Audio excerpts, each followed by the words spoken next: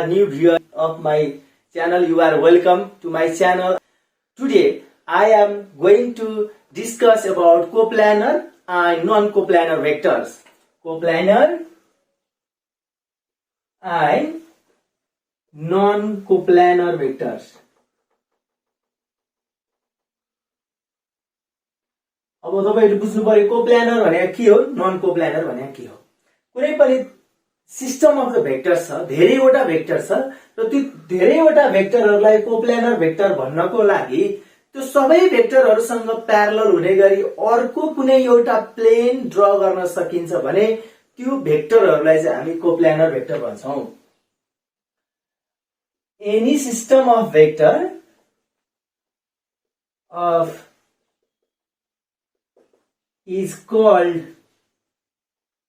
coplanar if a plane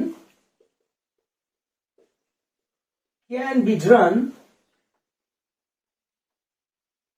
parallel to all the vectors. Otherwise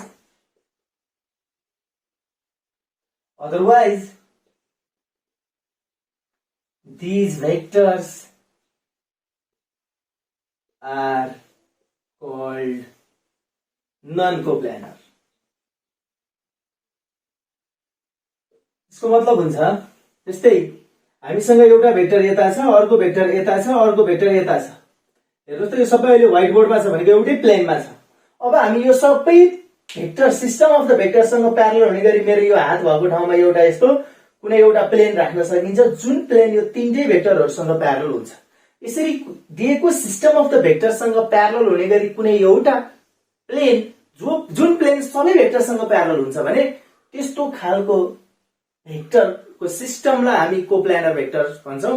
र यदि त्यसरी plain हामी ड्रा गर्न सक्दैनौं, फर एक्जाम्पल एउटा भेक्टर यहाँ छ, अर्को भेक्टर यहाँ छ, अर्को भेक्टर यहाँ छ, अर्को भेक्टर चाहिँ यो मेरो मार्करको साइडतिर आइरहेछ भने अब तपाईले काहीँ कुनै पनि प्लेन ड्रा गर्न सक्नुहुन्न जुन यो चारवटै भेक्टरसँग प्यारलल होस्। यस्तो खालको भेक्टर भयो भने चाहिँ तिनीहरुलाई नन कोप्लानर भेक्टर भनिन्छ। त्यसको लागि अब यहाँ हेर्नुस् है त, एउटा नोट लेख्छु म। Three vectors R1 R2 R3 यदि हामीसँग अहिले मैले तीनटा मात्रै भेक्टर सपोज गरे, three vectors the are coplanar if R3 vector equals to x R1 vector plus y R2 vector। भनेको मतलब तीनवटा भेक्टरहरु छ अनि तिनीहरुलाई कोप्लानर छ कि छैन चेक गर्नु पर्यो भने कुनै एउटा भेक्टरलाई तीनटा मध्ये मैले R3 इक्वल टु लेखे, तपाईहरुले R2 इक्वल टु लेख्न सक्नुहुन्छ। तीनवटा भेक्टरहरु मध्ये कुनै एउटा भेक्टरलाई अरु भेक्टरको लिनियर कम्बिनेसनको फर्ममा लेख्न मिल्छ भने अथवा अरु भेक्टरको एड सबट्र्याक्टको फर्ममा लेख्न मिल्छ भने त्यो सिस्टम अफ द भेक्टर्सलाई हामी त्यो तीनटै भेक्टरहरु एकअर्कामा कोप्लानर हुन् अथवा त्यो तीनटै भेक्टरसँग प्यारलल हुने गरी एउटा प्लेन ड्रा गर्न सकिन्छ भने न्यूमेरिकली हामी यो गर्न सक्छौं। Okay, I have one question, one numerical question. We have to prove that these three vectors are coplanar. त्यो तीनटा भेक्टरहरु कोप्लानर छ भनेर प्रुफ गर्नु छ। मैले अघि भर्खर भने तपाईलाई कोप्लानर हुनलाई एउटा भेक्टरलाई अरु भेक्टरको लिनियर कम्बिनेसनको फर्ममा लेख्न पाउन पर्छ। अब हामी यो तीनटा भेक्टरहरु बानौं। सोलुसन अथवा प्रुफ भने भयो। गिभन दिएको कुराहरु छ, हामी एउटालाई R1 भेक्टर सपोज गरौँ। R1 भनेको 5a + 6b + 7c। हामीसँग अर्को भेक्टर छ R2, त्यो 7a - 8b + 9c। र हामीसँग थर्ड भेक्टर छ R3, सपोज गरौँ त्यसलाई 3a vector + 20b vector + 5c vector. अब हामी लिनियर कम्बिनेसनमा छ कि छैन भनेर चेक गर्न हामी सुरुमै लेट हामी सपोज गर्दिन्छौं एउटा vector equals to x times R1 vector plus y times R2 vector. अब यहाँबाट हामी सल्भ गर्दै जान्छौं। सल्भ गर्दै गएर हामी यो x र y को भ्यालु ल्याउँछौं। त्यो x र y को भ्यालु निक्लियो र x र y को भ्यालु यहाँ ल्याएर राखेर एउटा लिनियर कम्बिनेसन फर्म गर्न मिल्यो भने तिनीहरु कोप्लानर हुन्छ। त्यही भएर अब म R3 को ठाउँमा त्यो भ्यालु राख्छु 3a + 20b + 5c equals to x को भ्यालु x नै भयो, x इज कन्स्ट्यान्ट नम्बर। अनि R1 को भ्यालु चाहिँ हामीसँग छ 5a + 6b + 7c plus y छँदैछ, फेरि r2 को भ्यालु राख्नुस्, r2 को भ्यालु छ 7a minus 8b plus 9c। अब यहाँबाट हेर्नुस् त, यो a यहाँ पनि a छ, मैले a र a कमन लिएँ भने यो x ले मल्टिप्लाई गरेर अनि यहाँ नि y ले मल्टिप्लाई गरेर a कमन लिँदाखेरि 5x plus 7y a vector plus अर्को हेर्नुस् त फेरि 6x minus 8y b vector plus अब यो c भएको ठाउँमा हेर्नुस् 7x plus 9y c vector. अब हेर्नुस् यो vector equals to a vector छ भने यसको करेस्पोन्डिङ टर्महरु इक्वल हुन्छ, यो 3a सँग यो इक्वल हुनु पर्यो। देयरफोर अब हामीसँग के हुने भयो त हेर्नुस् त, 5x plus 7y equals to 3 equation 1। मैले यसलाई चाहिँ इक्वेसन 1 सपोज गर्छु, अहिले यहाँ ल्याएर भ्यालु राख्नु छ, त्यसैले म इक्वेसन 2। अर्को हामीसँग b भएको हेर्नुस्, यहाँ 20 छ, यहाँ 6x माइनस 8y छ, यहाँबाट 2 कमन लिएर यहाँ 2 सँग क्यान्सल गराउन सक्नुभयो भने तपाईले direct 3x minus 4y equals to 10 लेख्न पाउँछ। र हामीसँग अर्को इक्वेसन कति हुने भयो हेर्नुस् त, फोर्थ इक्वेसन। अब मैले फोर्थ इक्वेसनमा जान्छु। त फोर्थ इक्वेसन भनेको चाहिँ फेरि त्यो c र c लाई कम्पेयर गर्छु मैले। हेर्नुस् c र c लाई कम्पेयर गर्दाखेरि यहाँ c को ठाउँमा हेर्नुस् 7x plus 9y, 7x plus 9y equals to c को अगाडि यहाँ 5 छ, इक्वेसन IV भयो। अब म इक्वेसन 2 र 3 सल्भ गर्छु र 2 र 3 बाट x र y को भ्यालु त निकाल्छु, तर त्यो भ्यालुले तपाईहरुको तीनटै इक्वेसनलाई सेटिस्फाई गरेको हुनुपर्छ। यसलाई तीनटैलाई सेटिस्फाई गर्नुपर्छ। दैट मीन्स यसको सोलुसनले यसलाई पनि सेटिस्फाई गर्नुपर्छ, किन भन्दा यो लिनियर कम्बिनेसन तीनटै भेक्टर मिलेर बनेको छ। अब सल्भ गर्नु, सल्भिङ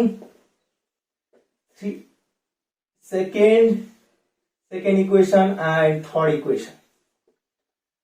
सल्भ गर्दाखेरि मैले कुनै एउटालाई क्यान्सल गराउन सकिछु, यहाँ y र y लाई क्यान्सल गराउन म माथि चाहिँ 4 ले मल्टिप्लाई गर्छु, तल 7 ले मल्टिप्लाई गर्छु, यसलाई इन्टु 4 गरिदिन्छु, यसलाई इन्टु 7 गरिदिन्छु। 20x plus 28y equals to 12।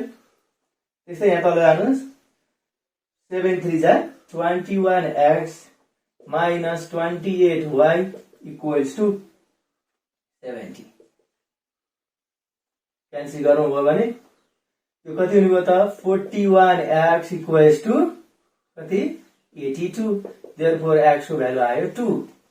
अब x को भ्यालु 2 आएपछि y को भ्यालु पनि निकालौं। y को भ्यालु निकाल्न त इक्वेसन 2 मा लगे पनि हुन्छ, इक्वेसन 3 मा लगे पनि हुन्छ। ल फ्रम 2 नै गरौँ अहिले।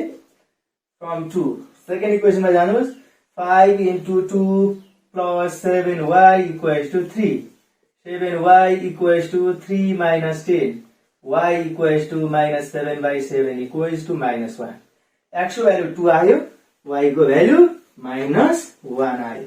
अब हामीले निकालेको भ्यालुले जहिले पनि हाम्रो थर्ड चाहिँ इक्वेसन, अहिले हाम्रो IV नम्बर छ इक्वेसन चाहिँ, तर हाम्रो यो x र y भएको भेरिएबल भएको चाहिँ थर्ड इक्वेसन हो। Substituting these values in IV, हामीले सल्भ गर्दै जाँदाखेरि यदि यो IV इक्वेसनलाई सेटिस्फाई गरेन भने चाहिँ त्यो फेरि नन कोप्लानर हुन्छ। नन कोप्लानर सो गर्नलाई अर्थ केही गर्ने होइन, यसरी नै तपाईले इक्वेसन सल्भ गर्नुपर्छ, x र y को भ्यालु निकाल्नुपर्छ। त्यो x र y को भ्यालु लगेर IV इक्वेसनमा राख्दा सेटिस्फाई गरेन भने नन कोप्लानर हुन्छ। यो भ्यालु लगेर यहाँ लगेर राख्दाखेरि सेटिस्फाई भयो भने त्यो कोप्लानर हुन्छ। अब मैले यो भ्यालु लगेर त्यहाँ राख्छु, कति हुने भयो त, 7 into 2 plus 9 into minus 1 equals to 5. 14 minus 9 equals to 5. Therefore, क्या आयो, 5 equals to 5, which is true. Which is true को मतलब हुन्छ त्यो भ्यालुले त्यो IV इक्वेसनलाई सेटिस्फाई गर्यो। त सेटिस्फाई मात्रै गरेर त भयो। अब सेटिस्फाई गर्यो भनेपछि हाम्रो आन्सर चाहिँ यो x को भ्यालु 2 र y को भ्यालु -1 चाहिँ करेक्ट भ्यालु हो। अब therefore from equation 1, अब इक्वेसन 1 मा लगेर x र y को भ्यालु राख्दिनुस्। R3 भेक्टर थियो हाम्रो अघिको इक्वेसनमा, हेर्नुस् त, R3 इक्वल्स टु XR1 थियो। XR1 भनेको x को भ्यालु 2 आयो, 2R1, अनि y को भ्यालु आयो -1 अनि R2। भनेपछि हेर्नुस् त एउटा भेक्टरलाई अर्को दुईटा भेक्टरको लिनियर कम्बिनेसनको फर्ममा लेख्न मिल्यो hence these three vectors are